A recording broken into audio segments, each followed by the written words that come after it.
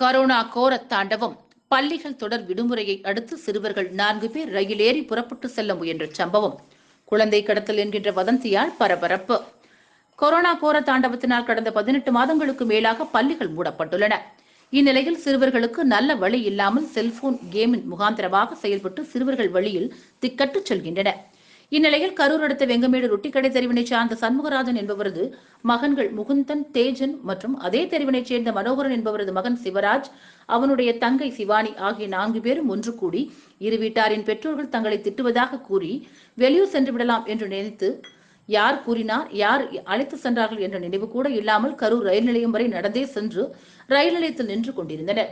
உடனே இவர்களை விசாரித்த ரயில்வே போலீசார் சிறுவர் சிறுமிகளை விசாரித்த போது வெங்கமேடு பகுதியினை சார்ந்தவர்கள் என்றும் வீட்டில் தங்களை திட்டி வருவதால் நாங்கள் வெளியூர் சென்று பிழைக்கலாம் என்று கூறி ரயிலில் ஏறி முற்படலாம் என நினைத்து ரயில் நிலையத்திற்கு வந்ததாகவும் தெரிவித்துள்ளனர்.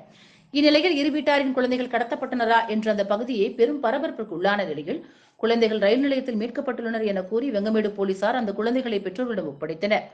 அப்போது குழந்தைகளை கண்ட பெற்றோர்கள் ஆனந்த கண்ணீர் விட்டு அழுதனர். இந்த சம்பவத்தினால் இப்பகுதியில் சில மணி நேரம் பெரும் பரபரப்பு ஏற்பட்டது. சிவராஜ் பொண்ணு பேர் சிவானி ஸ்ரீ. சிவராஜ் என்ன படிக்கிறாப்டி? கூட்டிட்டு போனாப்ல, என்ன சொல்லி கூட்டிட்டு போனாப்ல, என்ன சொல்லி கூட்டிட்டு போனாப்ல,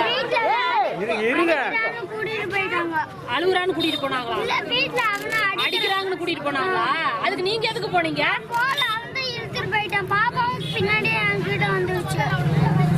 ஏன்டா இப்படி பண்றீங்க?